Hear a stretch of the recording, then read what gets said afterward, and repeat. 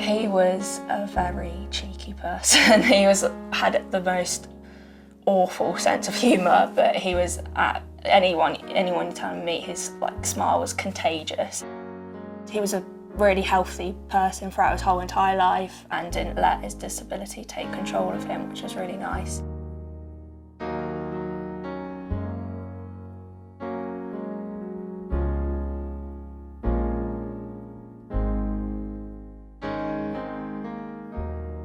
We spent 3 months in Southampton Hospital and Basingstoke Hospital in ICU, where he was on ventilator and trying to drain the blockage in his lungs. They said they couldn't do any more, and so they recommended Naomi House. As soon as I walked in, I knew it was going to be a happy place and we're going to create really good memories. They had an art room, which I was really excited about because I quite like doing art, and there's the therapy room, which was really cool, and the sensory room, and I just liked all the facilities they had.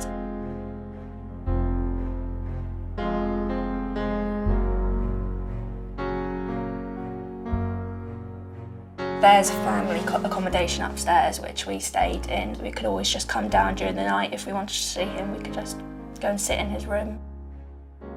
He'd always ask if we could go swimming, so we'd go in the pool and he'd be able to have his little float on and just be able to float about, and we took him outside into the gardens, played basketball with him, and it was just, you kind of forgot that it was going to be your last few moments, and so it just made making the memories even more easier. We got to meet the Duchess of Cambridge, which was absolutely amazing, and my brother absolutely loved it. He had a soft spot for her anyway, and so he was speaking to her, showing all his rugby posters and just having a good old chit chat with his eyes, and it was just a really exciting experience for everyone, and to have that atmosphere of everyone being really excited just made it even more amazing.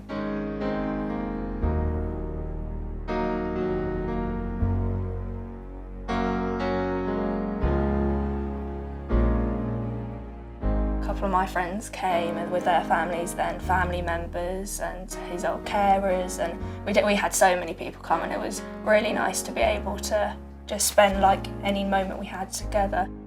In hospital, you obviously couldn't have so many people around you, but it was really nice at Naomi House. They could come and just spend any moment we had together.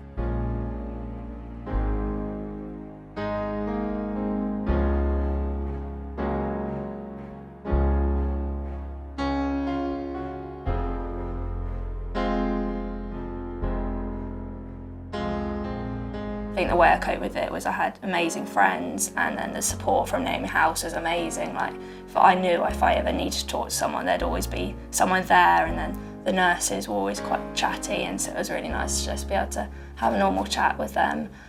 But yeah, and also having family around, I think, is always a really nice thing to have when you're trying to say goodbye. I think I would have found it a lot harder. I think with having such amazing support from my friends as well, I think I would still been able to cope, but not as well as I had from the support of Naomi House. And without Naomi House, I wouldn't have been able to meet any other siblings that have gone through similar situations.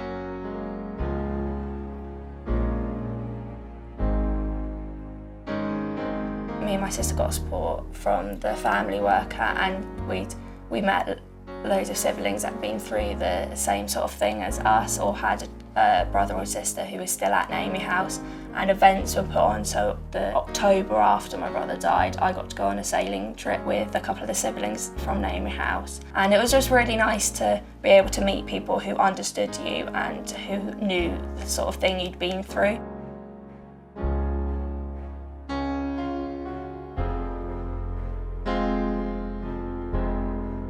I started my fundraising with the Rainbow Run a couple of years ago. It was just nice to be able to do something we all enjoyed for fun, but then also in memory of my brother. And then the skydive, I've always wanted to do it anyway, and I saw Naomi House doing one, so I thought, why not? I think it's more important than ever to be able to raise money for them, and I'm just very grateful for the people that sponsor me and all the crazy things I do. I generally think he would be really proud, just seeing him smiling there and supporting me in anything I did. I think it's a really nice picture to have in your head, and so from doing the things that I do now for Naomi House, I think he'd have just really liked that, and I can just picture him in my head smiling at me or rolling his eyes at me.